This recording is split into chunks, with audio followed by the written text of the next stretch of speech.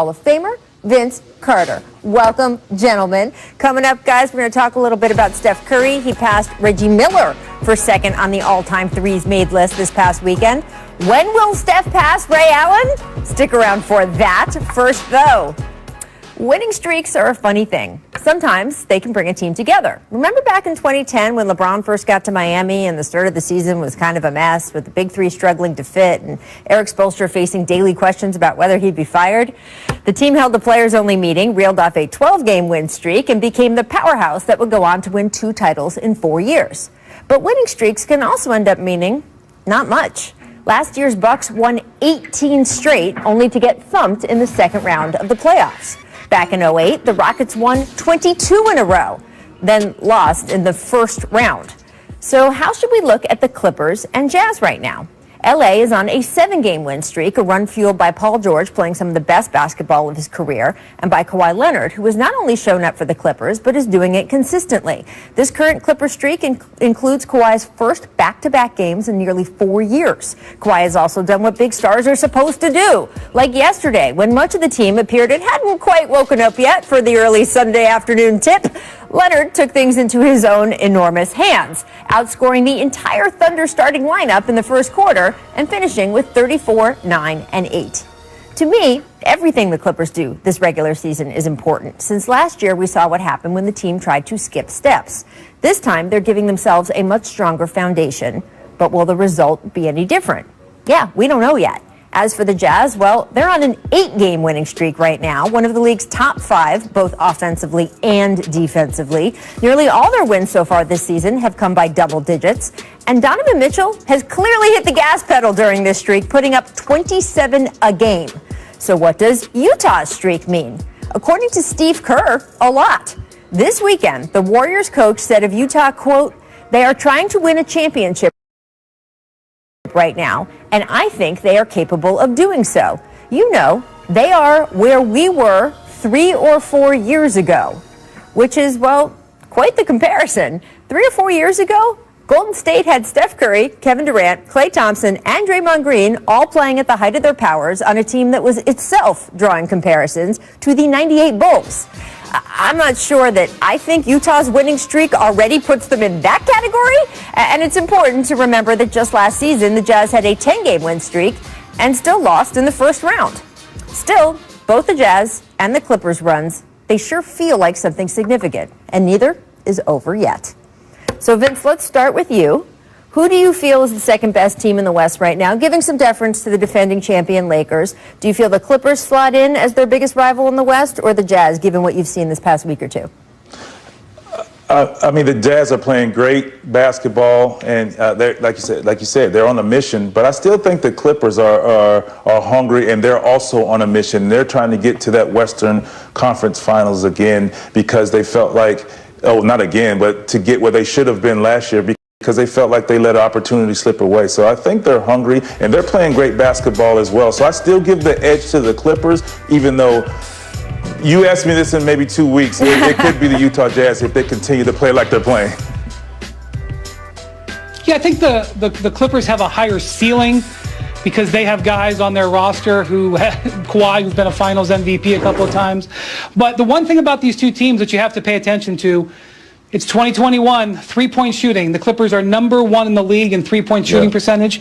The Jazz are number 2. The Jazz are number 1 in overall three-pointers made per game. That's what Steve Kerr is talking about, Rachel. He's talking about it reminds him of a team that plays good defensively and also overwhelms the opponent with high-volume three-point shooting.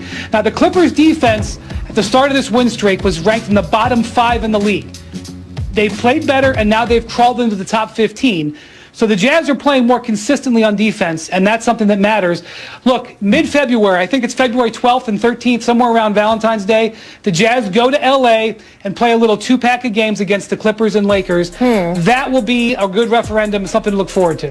Very, very interesting. Look, they're fun teams to watch right now, and it's pretty fun watching Donovan Mitchell and Rudy Gobert and Jordan Clarkson and everybody on that squad. Really, you can see them learning what they are right now, and that's really fun as well, to watch a team figuring out just how much firepower It has. Now, guys, I want to move on to the eastern side of the bracket here. Let's move on to Jaylen Brown, who had a historic performance last night. He dropped 33 points in just 19 minutes. And according to Elias Sports, that's the most point by any player in fewer than 20 minutes in the shot clock era. That dates, guys, back to 1955. When you have done something no one has done since 1955, it is a big deal. That's crazy. And it gets the attention of 11-time champ Bill Russell, who tweeted at Jaylen, "Great playing tonight. Keep it up." So, Brian, is Jaylen Brown on your most improved player ballot already? He's on my most improved player ballot. He's on the All-Star ballot. He's on the All-NBA ballot. I got to be honest with you. There's only 3 or 4 players in this league right now I would probably trade Jaylen Brown for. And the contract that he signed, while it is a $100 million contract, is well less than the max, making the Celtics thrilled that they got him on that deal. He's arguably one of the most valued dollar-for-dollar players in the league right now. And if you watch the way he got the points in this game, he showed everything. He created turnovers and scored in transition. He took the ball to the basket. He came off of screens on catch and shoots and shot it. He did pull-ups. It was a complete display of how well-rounded his game was going to be. A couple of years ago, when he was in his second year, I kind of thought he was going to be a sort of a 3-and-D player. Hard-nosed defender who would score when the ball came to him. He wasn't getting the ball much. Now you look at him and say he's a foundational piece of a championship contender. I agree. I definitely think he's tops for most improved. And you can see at the end of last year, the way he was playing and the confidence that he was playing with, that lets you know going through the summer and, well, whenever, I guess it wasn't the summer, but going into next year, he was going to play with a lot of confidence, and he hit the ground running from the beginning of the season. So, I think they're 1A and 1B when you're talking about the best players and most important players on the Celtics team. And when he goes and when Tatum goes, their team goes, and then you add Kemba Walker. So I think right now, most improved, like you said, an all-star, he's playing right at all-star level that he's playing at right now. And look out for Jaylen Brown, because the Celtics have a great opportunity to come out of the East because they play on both ends extremely hard.